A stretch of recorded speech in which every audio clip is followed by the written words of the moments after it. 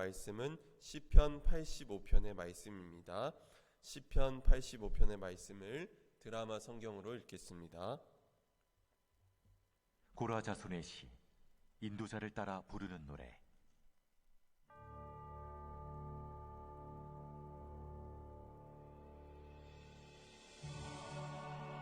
여호와여, 주께서 주의 땅에 은혜를 베푸사 야곱의 포로된 자들이 돌아오게 하셨으며 주의 백성의 죄악을 사하시고 그들의 모든 죄를 덮으셨나이다. 주의 모든 분노를 거두시며 주의 진노를 돌이키셨나이다. 우리 구원의 하나님이여, 우리를 돌이키시고 우리에게 향하신 주의 분노를 거두소서. 주께서 우리에게 영원히 노하시며 대대에 진노하시겠나이까? 주께서 우리를 다시 살리사 주의 백성이 주를 기뻐하도록 하지 아니하시겠나이까? 여호와여, 주의 인자하심을 우리에게 보이시며 주의 구원을 우리에게 주소서. 내가 하나님 여호와께서 하실 말씀을 들으리니 무릇 그의 백성, 그의 성도들에게 화평을 말씀하실 것이라. 그들은 다시 어리석은 대로 돌아가지 말지로다. 진실로 그의 구원이 그를 경외하는 자에게 가까우니 영광이 우리 땅에 머무르리이다. 인애와 진리가 같이 만나고 의와 화평이 서로 입맞추었으며 진리는 땅에서 솟아나고 의는 하늘에서 굽어보도다. 여호와께서 좋은 것을 주시리니 우리 땅이 그 산물을 내리로다. 의가 주의 앞에 앞서가며 주의 길을 닦으리로다. 네, 아멘. 주님의 은총과 평화가 여러분 가운데 충만하시기를 간절히 소망합니다. 네, 또 온라인으로 예배드리는 모든 분들에게도 동일한 은혜가 있기를 간절히 소망합니다. 오늘은 주의 길을 닦으라라는 제목으로 말씀을 나누고자 합니다. 제가 좋아하는 영화 중에 라스트 홀리데이라는 미국 영화가 있습니다. 보신 분들도 있으실 텐데, 백화점에서 점원으로 일하는 그 평범한 여성이 어느 날 시한부 판정을 받고 모아둔 돈을 다 이제 적금 뭐 이런 걸 다 깨갖고 이제 유럽으로 여행을 떠나는 그런 이야기입니다. 이 여성이 극 중에서 크리스찬으로 나오는데 죽을 날이 얼마 남지 않았다는 사실을 듣고 교회에서 찬양을 하다가 하나님께 Why me? 라는 질문을 던지고 교회를 박차고 나가는 그런 장면이 있습니다. Why me? 왜 하필이면 저예요? 라는 뜻이죠. 우리는 때로 살다가 너무나 어려운 일이 찾아왔을 때 하나님께 묻습니다. Why me? 왜 하필 저입니까? 하나님, 저 열심히 살았잖아요. 하나님, 저 신앙생활 정말 열심히 했는데 왜 하필 저에게 이런 고통과 시련을 주십니까? 라고 묻습니다. 여러분은 어떠신가요? 인생의 뜻밖의 어려움을 겪게 되면 누구나 이 질문을 던질 수밖에 없습니다. 이런 질문을 되뇌이는 것은 우리가 충분히 할 수 있는 것이지만 그러나 우리는 이 질문에만 머물러 있을 순 없습니다. 성숙한 신앙인이란 자신에게 주어져 있는 고통까지도 자신의 삶으로 받아들일 수 있어야 하기 때문입니다. 물론 모든 고통을 너무도 쉽게 단순하게 그냥 받아들이라고 해서는 절대 안 됩니다. 고통과 아픔을 경험한 사람들에게 이 말은 폭력이 될 수도 있습니다. 그렇기에 우리는 늘 고통 앞에 겸허히 서야 합니다. 그리고 이 고통과 아픔을 받아들일 수 있는 믿음을 허락해 달라고 우리는 기도해야 합니다. 폴 틸리라는 신학자는 우리에게 주어져 있는 고난과 어려움까지도 수용할 수 있는 것을 존재의 용기라고 하였습니다. 즉 존재의 용기가 믿음인 것입니다. 오늘 우리에게 주어져 있는 고통과 시련을 우리가 수용할 수 있는 이 믿음을, 용기를 갖기를 간절히 소망합니다. 그런데 다른 종류의 Why me도 있습니다. 오늘 함께 부른 찬송가 305장 나 같은 죄인 살리신 이 원곡은 Amazing Grace인데 이 찬송은 우리가 다 알듯이 노예 상인이었던 존 뉴턴이라는 사람이 거센 풍랑을 만나서 구사 일생으로 살아난 후에 하나님을 믿게 되었고 그가 그 은혜에 감격하며 지은 찬송입니다. 이 찬송의 주제가 무엇입니까? 어찌 나 같은 죄인을 살리셨습니까? 그 놀라운 주님의 은혜에 감사합니다. 이게 주제잖아요. 여기서 어찌 나 같은 죄인을 살리셨습니까? 라는 질문도 Why me입니다. 어찌하여 나 같은 죄인에게 하나님의 은혜를 베풀어 주셨습니까? 라고 묻는 것입니다. 우리는 고통스러운 일 앞에서 하나님께 불평하며 Why me? 왜 저예요? 라고 묻기보다 지난날 내 삶에 부어주셨던 하나님의 은혜를 떠올려 봐야 합니다. 돌이켜 생각해보면 하나님께서 내 삶에 부어주신 은혜가 너무도 큰 것을 알 수 있습니다. 그렇기에 하나님께서 은혜를 베푸신 그때에도 우리는 물어야 합니다. Why me? 하나님, 왜 제가 이런 은혜를 누리게 되었습니까? 하나님, 왜 제가 이런 축복을 누리게 되었습니까? 이것을 생각하면 우리가 감사하지 않을 수 없습니다. 성숙한 신앙인이란 은혜 앞에서도 또 고통 앞에서도 늘 겸허히 서고 감사함으로 나아가는 사람인 줄 믿습니다. 저와 여러분이 성숙한 신앙인으로 나아가기를 간절히 소망합니다. 오늘 시편 85편 말씀을 통해서 고통의 현실과 또 고난의 어려운 이 상황을 어떻게 나의 삶의 일부로 받아들이고 또 성숙한 신앙인으로 나아갈 수 있을지에 대해서 말씀으로 은혜 받고자 합니다. 오늘 시편 85편의 시인도 역사의 암담한 시절을 보냈습니다. 그간 처한 현실이 너무나 힘들었기에 앞서 우리가 나누었던 질문처럼 왜 이런 고통을 겪어야 하는지, 하나님이 정말 살아계신 것인지 의심합니다. 그러다가 시인은 지난 과거를 돌아보며 하나님께서 베풀어 주셨던 은혜를 기억해 봅니다. 그래서 1절부터 3절은 과거형으로 되어 있습니다. 1절에 돌아오게 하셨으며 2절에 덮으셨나이다, 3절 돌이키셨나이다 라고 되어 있습니다. 주님께서는 주의 땅의 은혜를 베푸셔서 야곱의 포로된 자들이 돌아오게 하셨고 그들의 죄를 사하여 주시고 죄를 덮으셨으며 주의 분노를 거두셨고 주의 진노를 돌이키셨다라는 것입니다.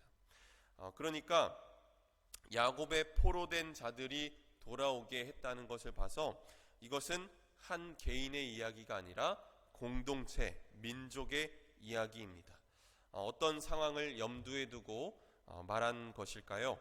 바로 바벨론 포로로 잡혀갔던 사람들이 고국 땅 이스라엘로 돌아오게 된 상황을 보여주는 것입니다.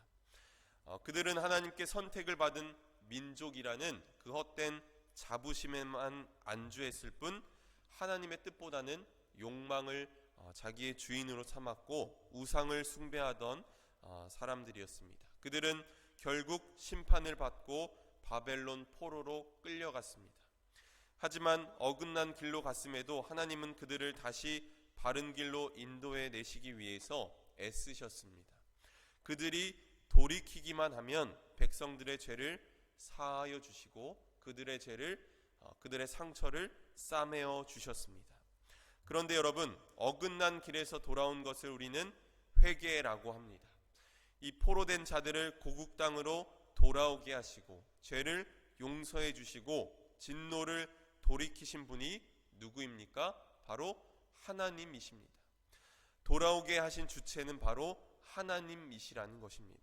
회개는 우리가 주체적으로 하는 것 같지만 우리가 회개하기 이전에 하나님의 은총이 있음을 기억해야 합니다.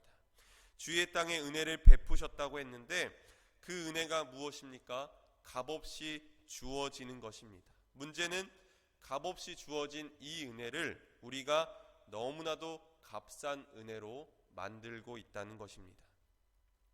히틀러의 나치즘에 반대했던 디트리 보네퍼 목사님은 값싼 은혜는 교회의 숙적이라고 말했습니다. 그는 그의 책 나를 따르라 라는 책에서 값싼 은혜에 대해서 이렇게 말합니다.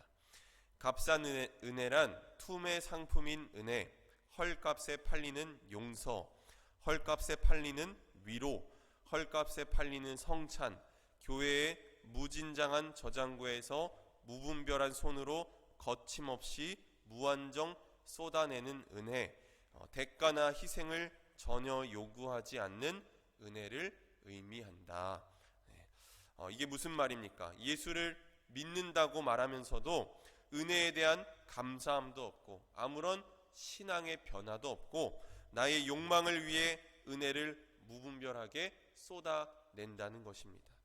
값없이 주어진 하나님의 은혜를 우리는 싸구려 은혜로 만들고 있지는 않은지 이 시간 돌아보길 원합니다. 값싼 은혜가 교회의 숙적이라는 이 보네퍼 목사님의 말을 우리 가슴 깊이 새기기 바랍니다. 시인은 3절까지 과거를 회상한 후에 4절부터 어조를 바꿉니다. 우리 구원의 하나님이여 우리를 돌이키시고 우리에게 향하신 주의 분노를 거두소서라고 말합니다. 과거형에서 현재형으로 바뀌었습니다. 시인은 과거에 하나님께서 베푸신 은혜를 기억한 후에 자신이 처한 현실을 생각하며 하나님께 돌이키시고 주의 분노를 거두어 달라고 요청합니다. 이스라엘 백성들이 바벨론 포로 생활에서 은혜를 통해 다시 고국 땅으로 돌아왔지만 여전히 그들의 삶의 형편은 나아지지 않았습니다. 왜냐하면 그들의 성전은 무너져 있었고 사회적으로 경제적으로 모든 부분에서 다시 시작해야 했기 때문입니다.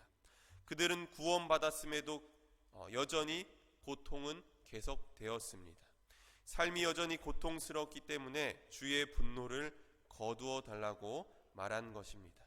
그래서 시인은 간구합니다. 6절 말씀, 주께서 우리를 다시 살리사 주의 백성이 주를 기뻐하도록 하지 아니하시겠나이까. 주를 기뻐하도록 우리의 삶을 변화시켜 주십시오라고 간구하는 것입니다. 그런데 여러분, 진정한 기쁨은 어디에서 나옵니까? 우리가 정말 맛있는 것을 많이 먹으면 기쁠까요? 네, 기쁘죠. 네. 그런데 그 기쁨은 오래가지 않습니다. 그러면 우리가 여행을 가면 기쁠까요? 네, 정말 기쁩니다. 그렇지만 이 여행도 언젠가는 일상으로 돌아와야 하기 때문에 오래가지 않습니다. 참된 기쁨이라는 것은 내가 만들어낼 수 없습니다. 참된 기쁨은 하나님을 내 삶의 중심으로 모실 때에만 우리에게 찾아오는 것입니다. 여러분 믿으십니까? 그런데 우리는 하나님이 아닌 다른 것들로 우리의 마음의 중심을 채우려고 합니다. 그렇기에 우리의 인생이 흔들릴 수밖에 없는 것입니다.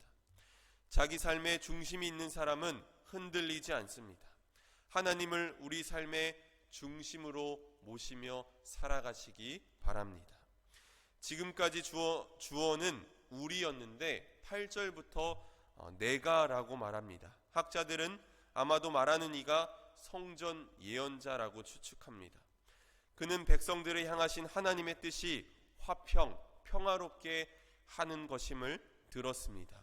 비록 지금 우리의 상황은 어렵고 고통스럽지만 그럼에도 하나님께서 화평을 주실 것이라는 말씀을 그는 백성들에게 전해 주었습니다. 그런데 한 가지 조건이 있습니다. 8절 후반절 말씀을 보면 그들은 다시 어리석은 대로 돌아가지 말지로다 라고 되어 있습니다. 어리석은 것이 무엇입니까? 바로 우상 숭배입니다.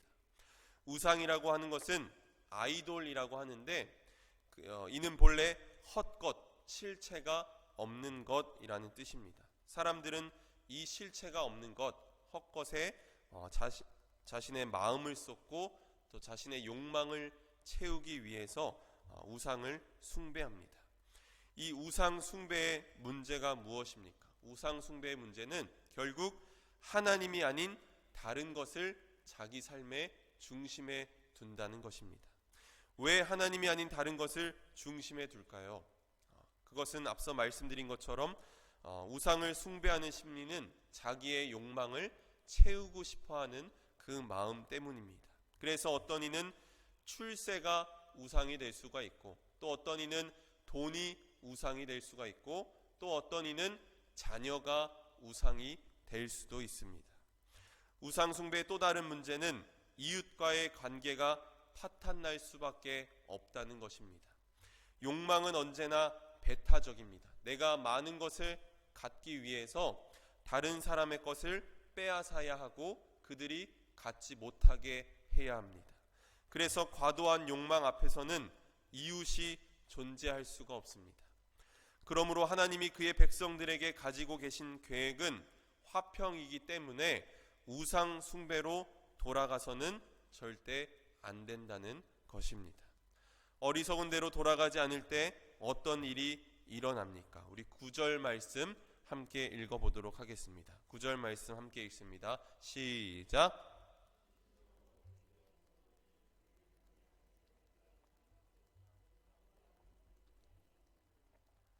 네, 아멘. 우상에게로 돌아가지 않고 하나님을 삶의 중심에 모신 사람에겐 구원이 가깝습니다. 또한 하나님의 영광이 그 땅에 머물게 됩니다. 하나님의 영광이 머무르는 땅은 흔들리지 않는 안정된 땅입니다.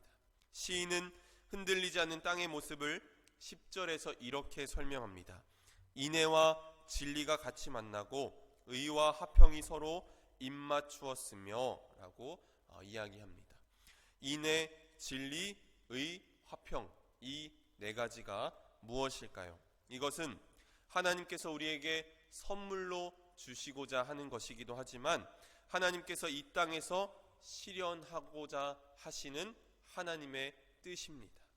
하나님의 한없는 사랑인 인애와 그분의 신실하신 진리, 하나님의 공의로움, 그리고 하나님의 평화인 샬롬, 이러한 가치들이 서로 만나는 세상이야말로 하나님의 영광이 머무는 땅이며 하나님의 뜻이 이루어지는 세상입니다.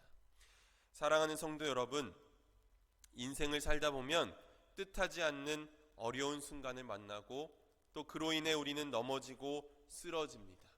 시간이 지나도 문제가 해결되지 않으면 우리는 하나님이 살아계신 것인지 의심하게 되고, 왜 하필 내가 이런 고통을 겪어야 하는지에 대해서 질문할 수밖에 없습니다.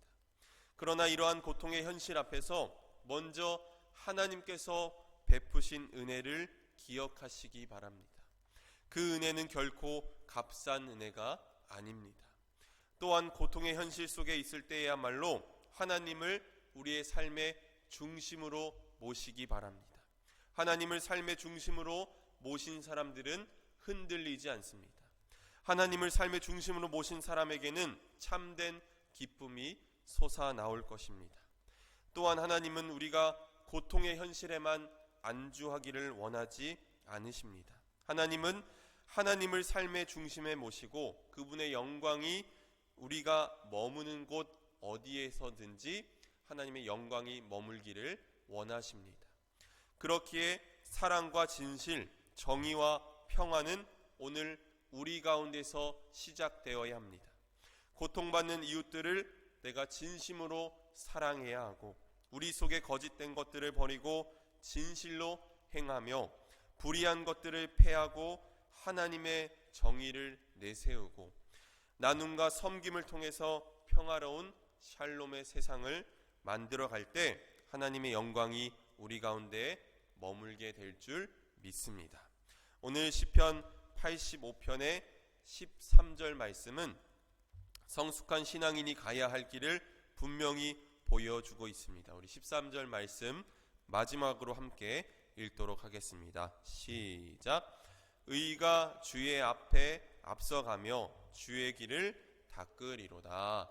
아멘. 네, 주님께서 가실 길을 닦는 것이야말로 우리가 해야 하는 일입니다. 주님께서 가실 길을 닦는 일이야말로 성숙한 신앙인이 해야 할 일입니다.